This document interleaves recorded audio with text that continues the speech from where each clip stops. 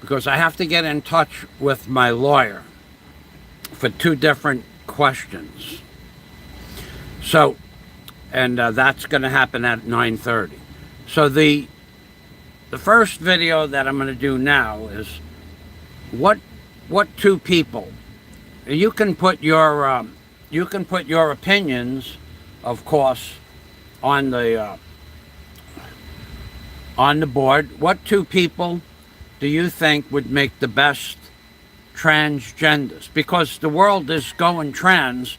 You better get with the program, because the ECU, who is the banking regulations, is going to force this down your throat, no pun intended, just like they forced masks and virus protective measures down your throat, no pun intended. So let me go back over to here. I need to get, I forgot where I was. I have to go to my videos. Okay. I've been making notes for my lawyer for 2 different things. The person that asked me, that sent me information this morning, I'm going to find out what the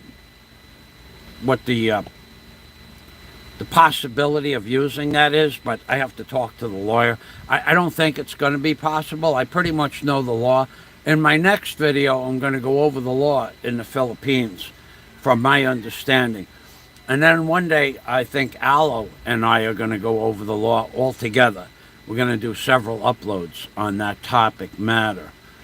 So let me go to let me get this video published properly in my chat window. And so my first thought is, which 2 men or 3 men do you have your opinion about that would make the best transgender? Now we know that Rich Buong has put everybody in YouTube in a dress with a wig, and some of that stuff is quite funny. But I wouldn't base my opinion as who would make the best transgender on Rich Buong's great editing skills. What I would base it on are the words and the chat and the people that have said some of the most bizarre things on YouTube, okay? And one of those people is my prime candidate that would make the best transgender, in my opinion, would be the giant ego master. And I will tell you why. Last few days ago, last week, on Gogo Bobo's channel or Big Kevin's media channel, the giant ego, I don't remember the small details, but the giant ego said that it was a pleasure to meet Gogo Bobo's sister, and when he went to New York. So that's okay, that's a compliment. And he says, and then he went on to say that Gogo Bobo's sister was very handsome. And that's a nice compliment as well. But then he said, I was even thinking about having a relationship with you. You're so good looking. Now that's not the kind of thing that men say to one another. I've never said that to Scott. Scott's never said it to me. Never said it to Dennis. Dennis has never said it to me. But he made that statement saying that he thinks that Gogo Bobo's sister is so handsome that he wouldn't mind having a relationship with him. So here's from my years of experience of living in New York City, and my favorite in the whole world uncle, who was totally gay and bisexual, okay? And he was my favorite uncle, so I had no problems with that. He never, ever said anything like that. In fact, his children, who are in their 60s now, didn't even know that he was gay. Only just a few people in the family did. His wife, of course, the man he left his wife for, to live with for about 4 years, my mother and father, and a few other members of my family. But they did not put my uncle down at all because he was gay. He was a cool dude, my uncle. He was most, he was very well educated, and he was a good man, okay? And he worked hard his whole life. But he never, ever said anything inappropriate, kidding around or otherwise, to anybody in the family. We just knew he was a gay man. And that was cool, because he never broke the rules, or the supposed rules or boundaries of being gay. You're gay? Okay, you're gay, no problem. But it seems like the giant egomaniac breaks the rules all the time.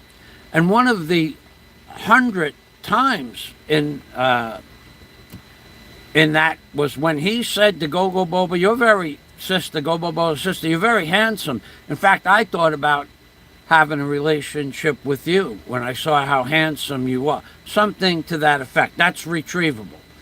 You get Richie Buwang or somebody that could retrieve it. I just have a memory for that. But that's not the only reason why I think he would make the #1 transgender candidate in the Philippines vlogging community. He has said hundreds of times, as the screen name Mr. Love on the woman's who lives in, I forgot where she lives, on her show years ago, he has said hundreds of times how big his komasikiyama is. And that, to what he said to me personally, it was pretty sick, but he has said that, in fact, not necessarily to me, but on that show, on She's show, he has said that my komasikiyama is so big and so beautiful that even men want to touch it. Now that's the kind of stuff that's going over the line. But that's not the first time he has transgressed his supposed, he has no moral turpitude whatsoever. So him going pitching and catching, I can see that. I can see it wholeheartedly. I don't have any problem with him doing that either. I don't have a problem with men that do that or women that do that either. I basically have a problem with the STDs that are involved with that kind of a lifestyle. But now, since I decided to let people know that my opinion about him and what he has said, oh, he's coming right out. He's just perfectly coming right out and admitting that, yeah, he has multiple way relationships. That's cool. Okay, if you want to do that. But the thing that really upset me was to degrade, and I don't like Barry Jordan at all. I don't like him at all, but he degraded Barry Jordan by he humiliated Barry Jordan. And I don't like Barry. Let's get this straight. He humiliated him by saying to Barry, is it okay that your girlfriend joins my inner circle of three-way relationships?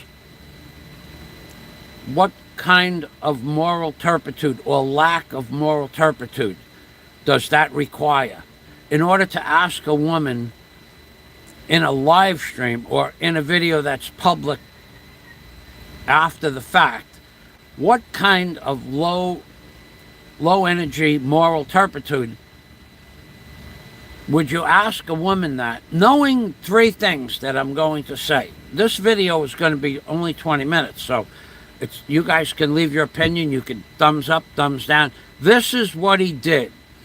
He asked the woman if she would join his harem. I think that was the word he used. I'm not sure.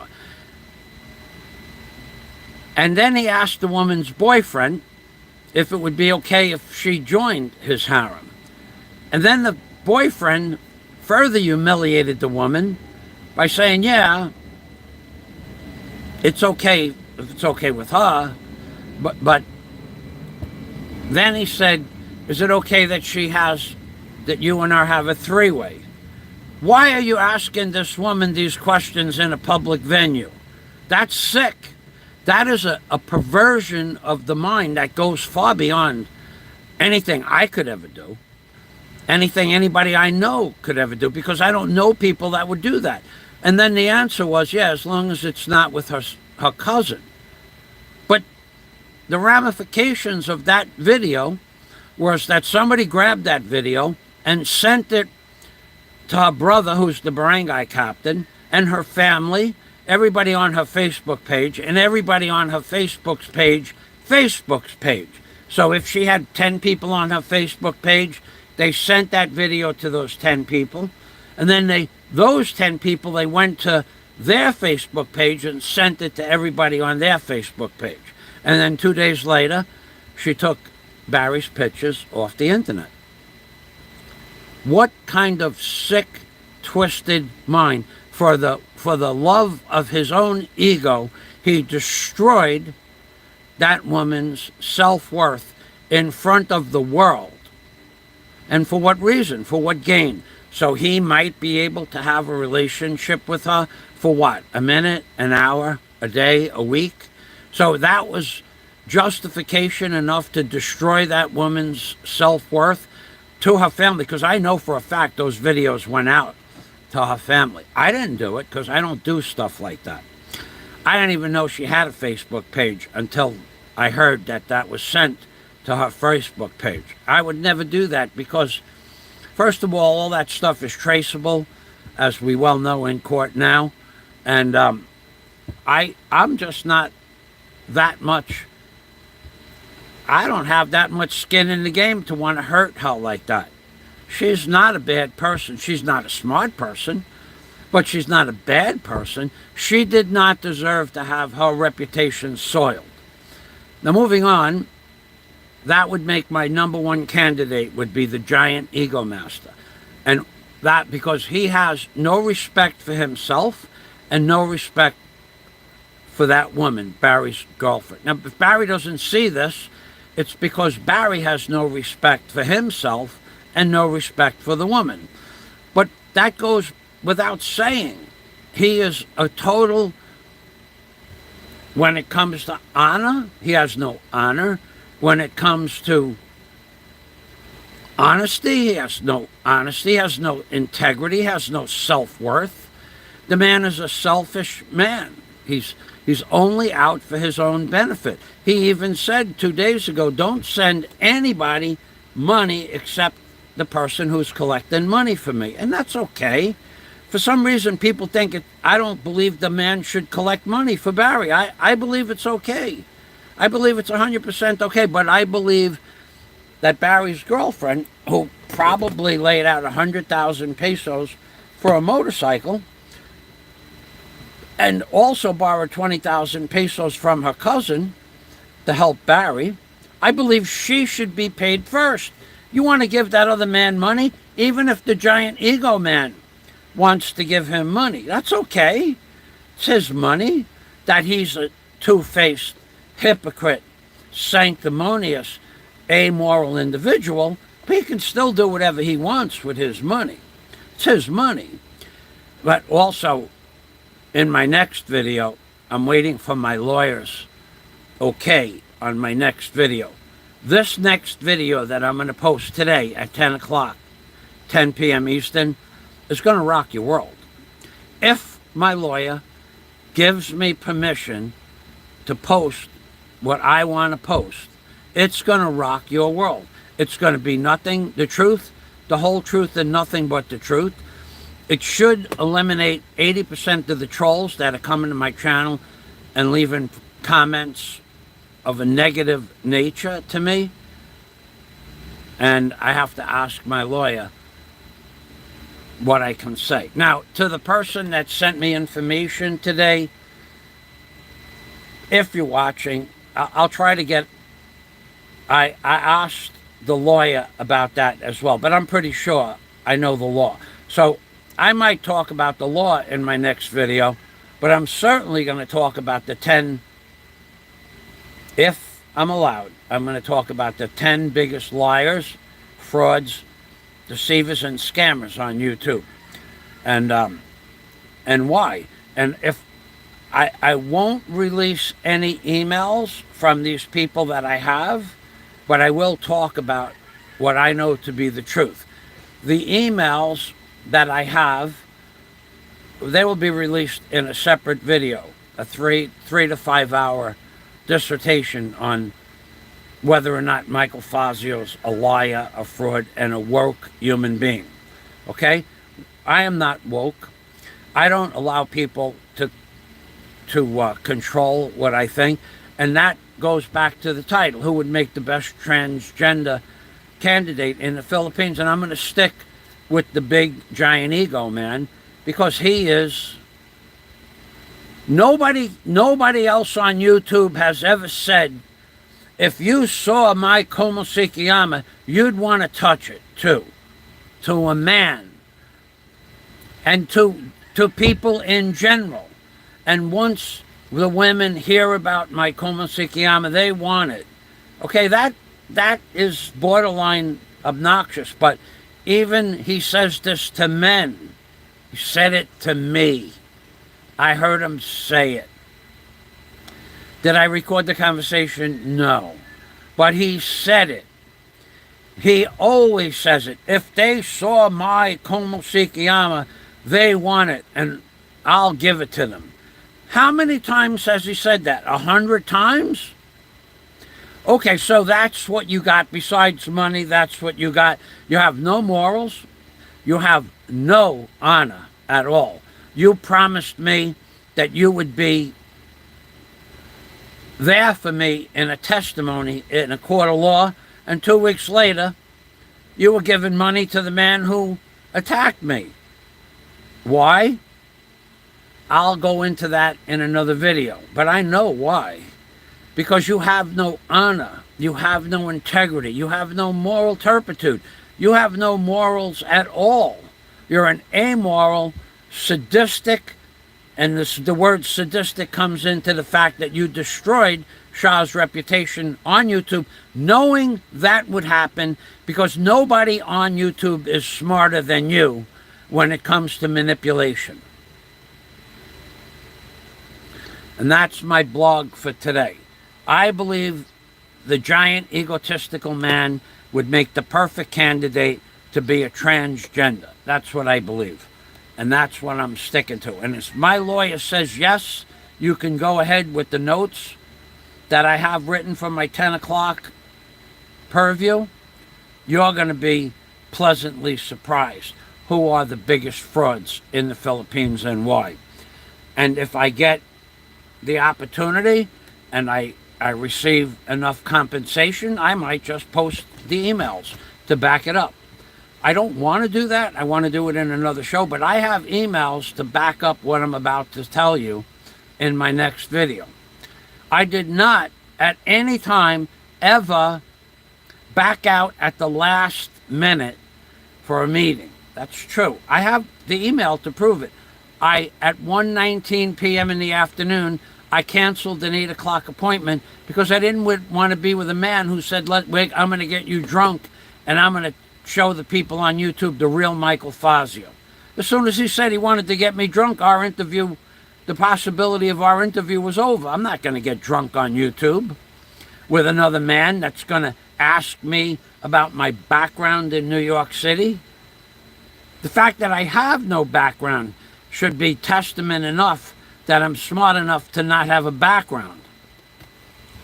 So, my 20 minutes is up.